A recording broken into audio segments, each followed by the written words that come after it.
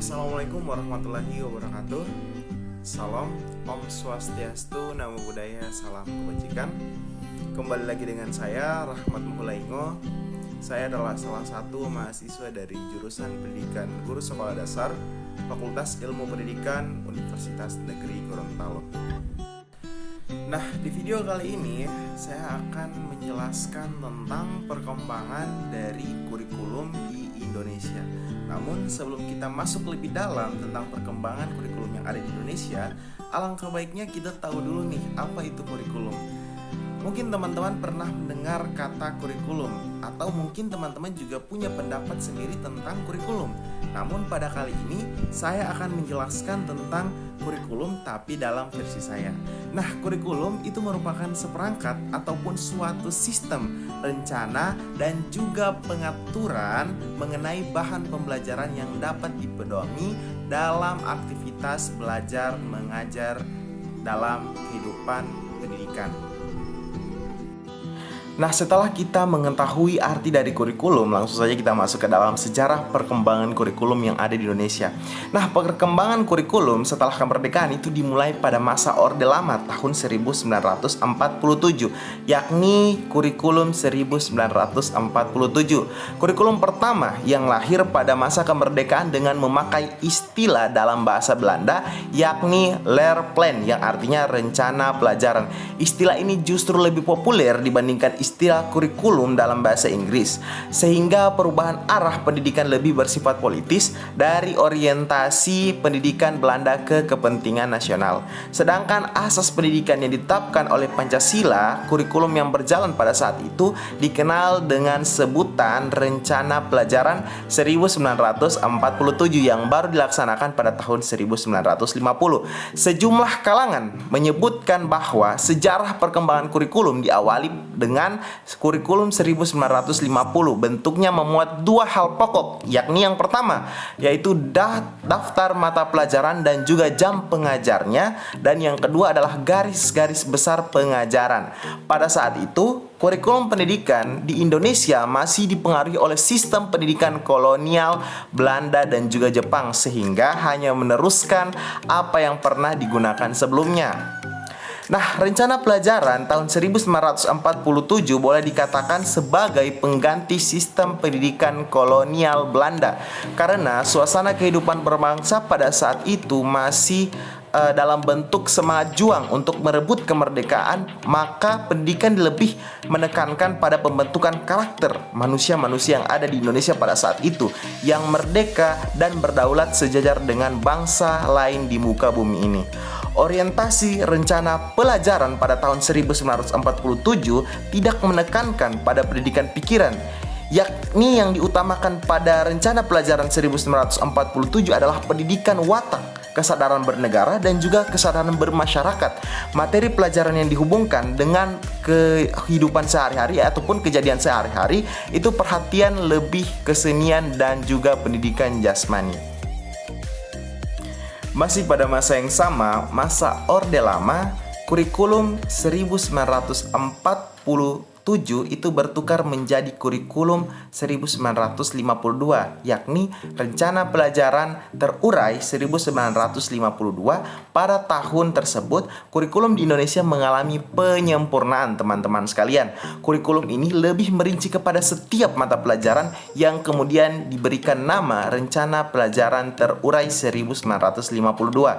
Nah, teman-teman sekalian, kurikulum ini sudah mengarah kepada suatu sistem pendidikan nasional yang paling menonjol dan juga sekaligus menjadi salah satu ciri dari kurikulum 1952, yakni bahwa setiap rencana pelajaran harus memperhatikan isi-isi pelajaran yang dihubungkan dengan kehidupan sehari-hari.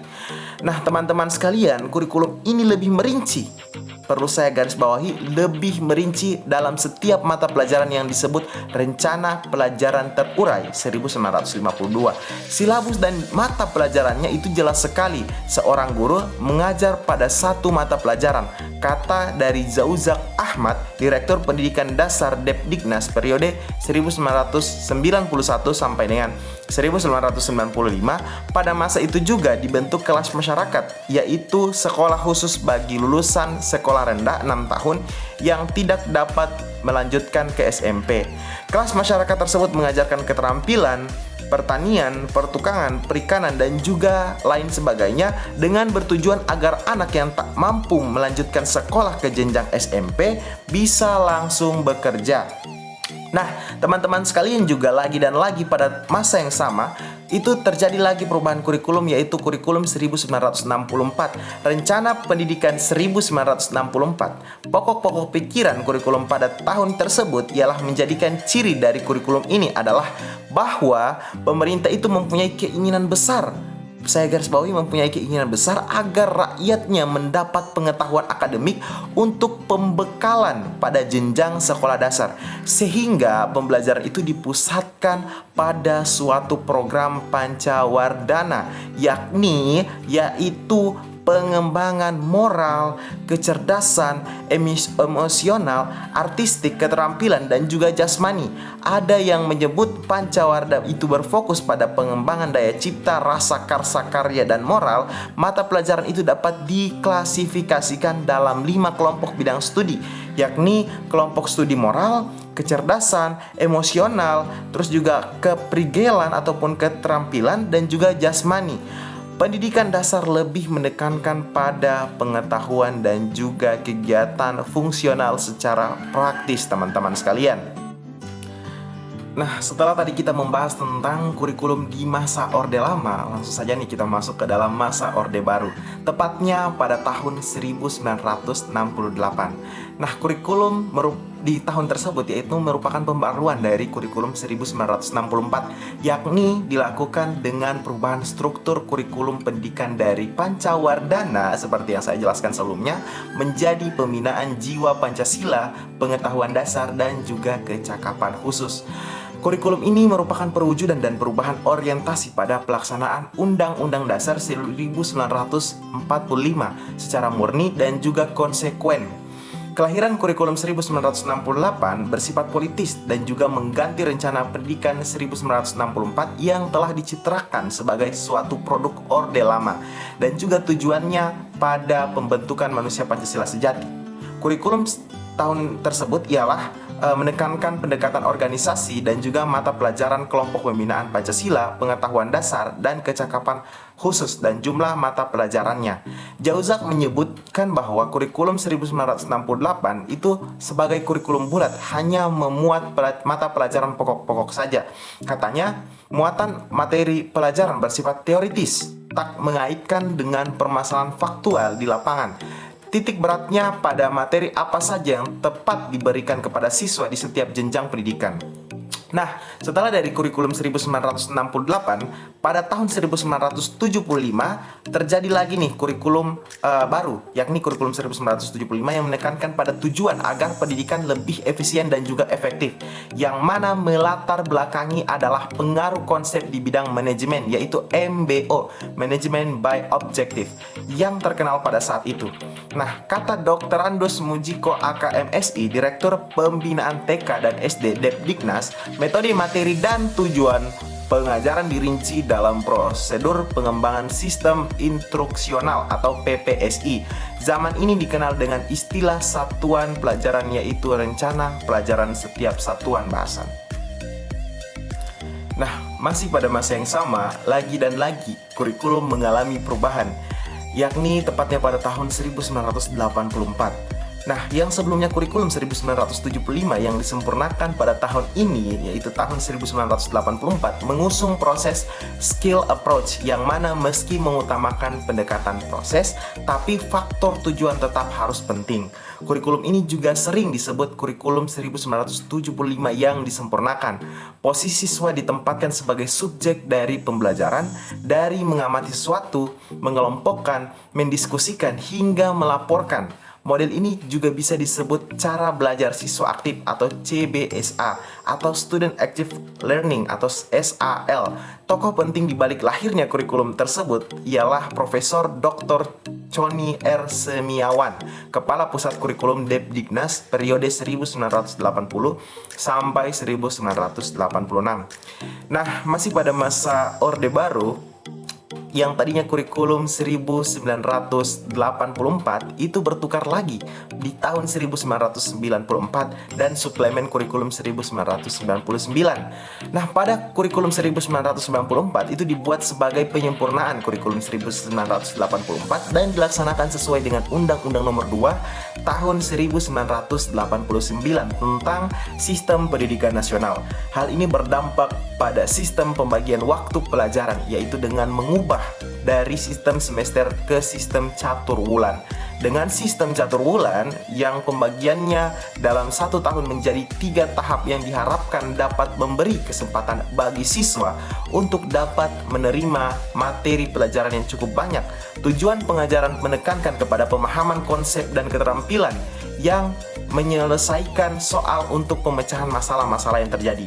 Kurikulum 1994 itu bergulir lebih daripada upaya memadukan kurikulum-kurikulum sebelumnya.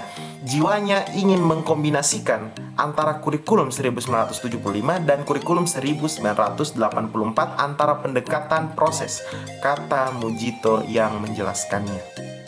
Nah, setelah kita membahas kurikulum yang ada di masa Orde Baru, kita masuk nih ke dalam masa Orde Reformasi, yakni tepatnya di tahun 2004. Nah, kurikulum 2004 itu dinamakan kurikulum berbasis kompetensi yang bisa disingkat dengan KBK, yakni suatu program pendidikan yang berbasis kompetensi dan harus mengandung 3 unsur pokok, yaitu pemilihan kompetensi yang sesuai, spesifikasi indikator-indikator evaluasi untuk menentukan keberhasilan pencapaian kompetensi, dan juga pengembangan pembelajaran.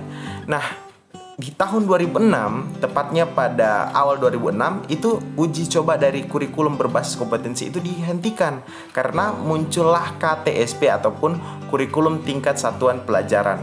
Nah, disusun oleh Badan Standar Nasional Pendidikan (BSNP) yang selanjutnya ditetapkan oleh Menteri Pendidikan Nasional melalui Peraturan Menteri Pendidikan Nasional Permendiknas nomor 22, 23, dan 24 tahun 2006 menurut Undang-Undang Nomor 24 Tahun 2006 Pasal 1 Ayat 15, kurikulum tingkat satuan pendidikan atau KTSP adalah kurikulum operasional yang disusun dan dilaksanakan di masing-masing satuan pendidikan.